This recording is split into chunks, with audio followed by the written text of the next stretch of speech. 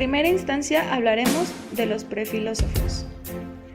Empezaremos con Homero y Hesíodo. Son considerados como padres y precursores de la mitología griega. Gracias a ellos se dio el inicio a la filosofía. Vamos a ver quiénes fueron los primeros filósofos llamados filósofos antiguos presocráticos. Pre significa en latín antes de, por lo tanto presocrático quiere decir que estos filósofos fueron antes de Sócrates. Ellos se consideraban los primeros filósofos. Todos tenían algo en común, se hacían la misma pregunta: ¿cuál es el origen o naturaleza de las cosas? Tales de Mileto, 640 a 546 a.C. Tales de Mileto viajó por Egipto, aprendió y tuvo conocimientos matemáticos. Sabía medir la altura de una pirámide con ayuda de un palo y el sol. Nombra un teorema de triángulos equiláteros y creía que el elemento arge era el agua. Anaximandro, 610 a 547 a.C. Formuló la primera hipótesis de que la Tierra no era plana, sino cilíndrica, y era el centro del universo. Creía que el universo era infinito. Creía también que el ser humano era racional. Su arge es eterno y indestructible. Algo material es lo divino que da origen a todo, y el principio de determinación de toda realidad ha de ser indeterminado. Anaxímenes, 590 a 524 a.C. Fue discípulo de Anaximandro, coincidiendo con él en que el principio de todas las cosas es infinito, aunque también nos habla de un elemento concreto, el aire. Esta sustancia, afirmaba, se transforma en las demás cosas a través de la rarefacción y la condensación. La rarefacción genera el fuego, mientras que la condensación, el viento, las nubes, el agua, la tierra y las piedras, a partir de esta sustancia se crea el resto de las cosas. Introduce el concepto de psique, alma, como principio del conocimiento. Según él, al inspirar nos llenamos de aire y eso nos permite razonar. Pitágoras, 582 a 497 a.C. Era un líder religioso. A Pitágoras se le atribuye el descubrimiento de los intervalos musicales regulares. En otras palabras, Pitágoras se dio cuenta de que la música se podía expresar numéricamente. Algo muy importante para los pitagóricos era la tetractis. Hacían los juramentos ante un triángulo equilátero formado por 10 puntos distribuidos de la siguiente forma. El 1 significa la unidad, lo divino, el 2 la dualidad, el 3 los 3 niveles del mundo del este, terrestre e infernal, el 4 los 4 elementos de la tierra, aire, fuego y agua. Todos los puntos suman 10, que era para ellos el número perfecto. Una idea pitagórica que tuvo gran relevancia fue la del dualismo mente-cuerpo, y los pitagóricos decían que el alma es inmortal, ya que creían que la inteligencia es una facultad del alma que no depende de la materia corporal. Explicaba que el ser humano es la unión del cuerpo, la parte material, con el alma, la parte inmaterial.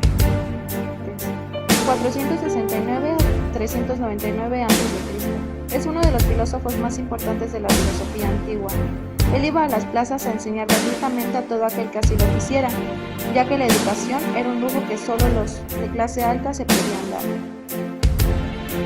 Los estimulaba a hacer un examen de conciencia y utilizaba un método estableciendo diálogos que eran preguntas y respuestas llamado mayéutica, que proviene del latín parir la verdad o llevar a la luz las ideas. Se le atribuye la frase "yo solo sé que nada sé, y eso me distingue de los que creen saberlo todo". Fue perseguido por la Inquisición, acusado de corromper a la juventud, pero prefirió terminar él mismo con su vida. Sócrates no escribió ningún libro. Todo su legado fue de la mano de Platón, su gran discípulo. Sócrates se preguntaba dos cosas: ¿qué es el conocimiento? Y la segunda era: ¿qué actitud y disposición intelectual se requiere para conocer? Platón, 427 a 347 a.C. Era discípulo de Sócrates, continuando con la idea del dualismo, cuerpo y alma, dividiendo el alma en tres: racional, que proviene de la cabeza; irascible, que proviene del pecho; y voluptuosa o concupiscente, que proviene del vientre. El concepto es el objeto de la existencia. El verdadero conocimiento radica en las ideas. Él creía que el alma era inmortal y divina, También dice que el cuerpo es la cárcel del alma y al morir ésta se libera. También dice que los sentidos nos llevan al saber verdadero. Fundó una escuela llamada la Academia. Al igual que Sócrates, Platón también se preguntaba dos cosas. 1. ¿Basta el intelecto para vivir bien? Y 2. ¿Qué importancia tienen los aspectos morales? Aristóteles, 384 a 322 a.C. Fue discípulo de Platón. Aristóteles dice que lo individual y lo particular es lo que existe. También habla de la dualidad humana, pero divide el alma en tres tipos: vegetativa, refiriéndose a las plantas, sensitiva a los animales y la racional a los humanos. Dice que el conocimiento es la base de la experiencia. Nos habla de la tabula rasa, refiriéndose a que nacemos con una mente en blanco. El saber es innato, las virtudes hacen que el hombre sea racional. El bien supremo es la felicidad.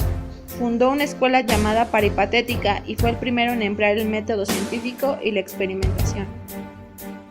Edad Media, 476 después de Cristo a 1500. La Edad Media fue un periodo histórico posterior a la Edad Antigua. También es llamado oscurantismo, porque detienen a la Iglesia y empieza Dios. Surgió a partir de la caída del Imperio Romano. Su tipo de gobierno fue la monarquía. La organización política era el rey, la corte y el consejo real. Tres aspectos importantes fueron la aparición del cristianismo, el bien y el mal, cielo e infierno, la vista al alma y la teología. La división territorial era más hacia los feudos. Existió la escolástica, que era la verdad absoluta, y la máxima jerarquía era la Biblia. El verbalismo es explicar sin decir gran cosa. El silogismo es surgir una verdad a través de dos ideas pasadas, como por ejemplo: el hombre es mortal, Sócrates es hombre, así que Sócrates es mortal. Los filósofos más importantes en la Edad Media fueron Santo Tomás, que era seguidor de Platón y decía que la psicología era espiritual y del alma, y San Agustín, que era seguidor de Aristóteles y él creía en el bien y el mal. Renacimiento, siglo XV y XVI. En el Renacimiento hubo un movimiento cultural enfocado en las artes, la política, la ciencia, el humanismo y la filosofía. En esta etapa pasaron a Dios a segundo plano y retomaron las ideas antiguas. También se implementó el uso de la pólvora, la imprenta, se hizo el descubrimiento de América y creció el comercio. El primer filósofo de la Edad Media fue Descartes, quien se basaba en el racionalismo. Descartes sembró la duda. Una de sus frases célebres es pienso, luego existo. Él creó o tuvo varias ideas, una de ellas fue la idea adventicia, que es la apariencia de la verdad. Las ideas ficticias son falsas entre sí. Las innatas hablan sobre el conocimiento de la verdad, el conocimiento verdadero de Dios. Y las certezas, estas se obtienen de la experiencia. Él decía que nuestros sentidos nos engañan.